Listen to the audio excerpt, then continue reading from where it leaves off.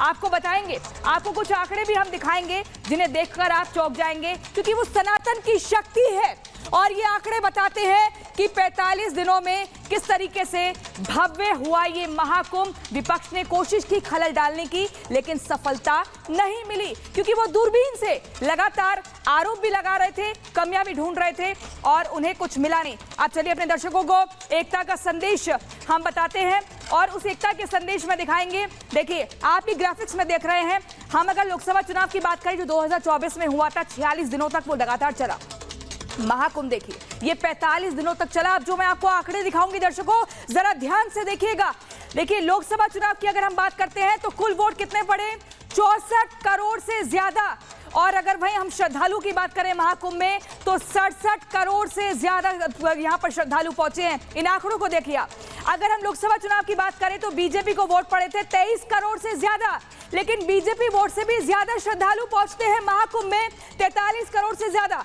अब आप देखिए, कांग्रेस को वोट कितने पड़े थे लोकसभा चुनाव में? 13 करोड़ से ज्यादा, लेकिन कांग्रेस के वोट से भी ज्यादा श्रद्धालु पहुंचे महाकुंभ में और वो 53 करोड़ से ज्यादा दिख रहे हैं दर्शकों आपके अपनी टीवी स्क्रीन पर। ये सनातन की शक्ति है, ये वो शक्ति है, वो महाशक्ति है जिसे विपक्ष लगातार कमजोर करने का प्रयास कर रहा था, लेकिन सफलता नहीं मिली। दर्शकों, अब मैं आपको एक और दिखाऊंगी, तस्वीरें लगातार दिखा रही हूं, बता रही हूं कैसे इस महापर्व को बार बार विफल करने का प्रयास किया गया, लेकिन उसमें सफलता नहीं मिली। और जब सफलता नहीं मिली तो आरोप किस कदर लगाए गए। आप देखिए, महाकुंभ का समापन हो चुका है, आस्था का ये संगम प्रयागराज में महाकुंभ का आयोजन सफल हुआ। ये हम नहीं, ये टेक्नोलॉजिकल रिकॉर्ड बता रहे हैं। 67 करोड़ भक्तों ने आस्था की डुबकी लगाई, किसी को कोई दिक्कत नहीं हुई। सीएम योगी के मैनेजमेंट की देश में तारीफ हो रही है। आप सोचिए दर्शकों, योगी ने प्रयागराज कुंभ का 1 नहीं 2 नहीं 14 बार दौरा किया। योगी आदित्यनाथ ने खुद को खपाने का काम किया। सुरक्षा के लिए 50,000 पुलिसकर्मी तैनात किए गए चप्पे चप्पे पर। 2700 कैमरों से महाकुंभ की निगरानी की जा रही थी। तीसरी आंख है ये। प्रयागराज की व्यवस्था पर पल पल नजर रखी जा रही थी कि कहीं पर भी कुछ स्थिति बिगड़े ना, सभी को सहूलियत रहे, सारी व्यवस्था मिलती रहे। इस बात का बार बार ध्यान सूबे की सरकार ने रखा, यानी कि योगी आदित्यनाथ ने। योगी आदित्यनाथ ने इतने दौरे किए, अपने आप को खपा दिया और बार बार वहां जाकर ये चेक किया कि कोई दिक्कत तो नहीं हो रही है, कुछ समस्या तो नहीं है। लेकिन विपक्ष के हाथ में दूरबीन थी और उस दूरबीन में दूर दूर तक कुछ नजर नहीं आया। कैसे? इस रिपोर्ट में देखिए, उसके बाद चर्चा की शुरुआत।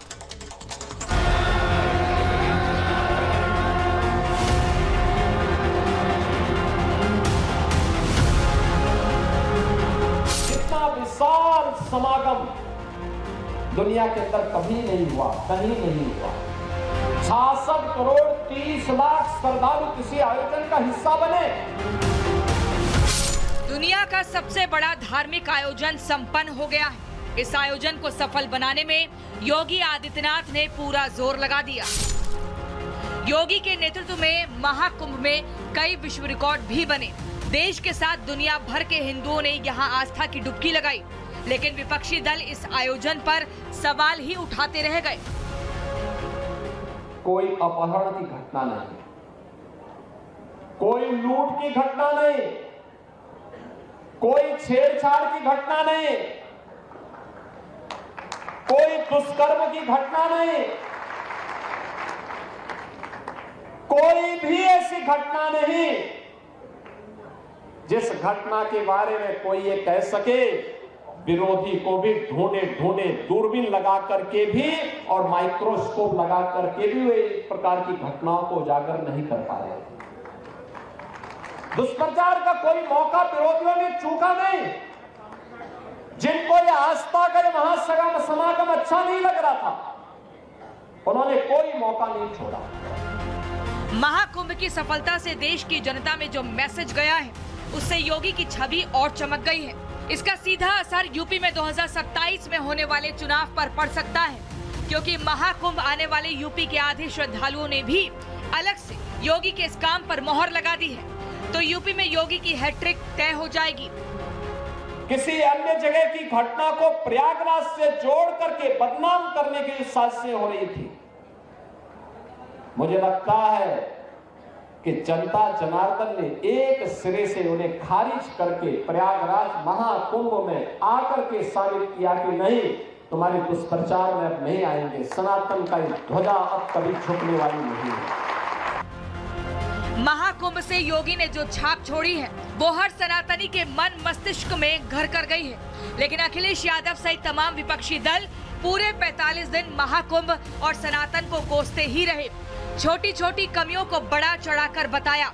यही नहीं, अखिलेश ने तो अपने पीडीए पत्रकारों के जरिए खूब झूठ फैलाने की कोशिश की थी। महाकुंभ जैसा आयोजन किया, उसमें भी झूठ बोला। ये कुंभ हर 12 साल बाद होता है, ये कोई नई बात नहीं है। लेकिन बीजेपी ने इतना पैसा लगाया, इतना प्रचार किया, लोगों को निमंत्रण दिया और उसके बाद उन्हें अपने हाल पे छोड़ दिया। एक तरफ अखिलेश यादव है जो कदम कदम पर सवाल उठाते रहे, तो वहीं दूसरी तरफ योगी आदित्यनाथ है जो कुंभ के समापन अवसर पर न सिर्फ प्रयागराज पहुंचे बल्कि यहां के सफाई कर्मियों को सम्मानित कर उन्हें बोनस भी दिया। अब जरा सोचिए दोनों नेताओं के बीच में कितना अंतर है। अब सवाल ये है कि क्या योगी ने महाकुंभ का सफल आयोजन कर 2027 में जीत पक्की कर दी है? क्या अखिलेश यादव ने कुंभ पर योगी को घेरकर अपने पैर में कुल्हाड़ी मार ली है? क्या अखिलेश को सनातन विरोध का नुकसान 2027 चुनाव में उठाना पड़ सकता है? Bureau report, Republic Bharat. और चलिए अब यहाँ पर चर्चा की शुरुआत करते हैं। जल्दी से आपको बता देते हैं हमारे साथ कौन कौन से गेस्ट जुड़े हैं। राजीव जेटली जी जो कि बीजेपी के प्रवक्ता हमारे साथ जुड़ गए हैं। अवधेश कुमार जो कि वरिष्ठ पत्रकार हैं हमारे साथ जुड़ गए हैं। समाजवादी पार्टी की तरफ से फराज किदवई हमारे साथ जुड़ गए हैं। इसके अलावा अजय वर्मा कांग्रेस नेता हमारे साथ जुड़ गए हैं और हर्षा रिछारिया भी मुझे टीवी स्क्रीन पर दिख रही हैं जो कि सनातन को लेकर लगातार प्रचार कर रही हैं, सनातनी प्रचारक है, हमारे साथ जुड़ गई हैं। आप सभी का बहुत बहुत स्वागत है रिपब्लिक भारत पर। सबसे पहले फराज किदवई जी मैं आपके पास आऊंगी और ये समझना चाहूंगी कि आखिर सपा की ऐसी क्या मजबूरी रही जो महाकुंभ से इतनी ज्यादा दूरी रही। योगी आदित्यनाथ ने अपने आप को खपा दिया, बार बार दौरा कर रहे हैं, लेकिन आप दूरबीन से कमियां ढूंढ रहे हैं, आरोप लगा रहे हैं। क्या मिला उस दूरबीन से आपको? प्रियंका जी, सबसे पहले बात तो मैं तो आपकी इस बात का खंडन करता हूं कि सपा की दूरी कुंभ से रही। किस सेंस में दूरी रही? हमारे राष्ट्रीय अध्यक्ष, इस देश के भावी प्रधानमंत्री, उन्होंने तो पूरी डुबकी लगाई। आज के जो मौजूदा प्रधानमंत्री उन्होंने तो पूरी डुबकी तक नहीं लगाई और आप बोल रही है कि हम दूर रहे। लेकिन आपने तो पानी पर सवाल उठाया, आपने पानी पर सवाल उठाया, आपने मुद्दों, आपने मोदी योगी का विरोध नहीं किया, आपने सनातन का विरोध किया, आपने जल को अशुद्ध बताया और फिर आप जस्टिफाई कर रहे हैं यहाँ पर। अच्छा, हमने बताया। ओके। अब आप सुनिए प्रियंका जी कि पानी को अशुद्ध किसने बताया। एनजीटी की रिपोर्ट है जिसके हिसाब से कुल 41 एसटीपी हैं अक्रॉस 16 गंगा फ्रंट टाउन्स।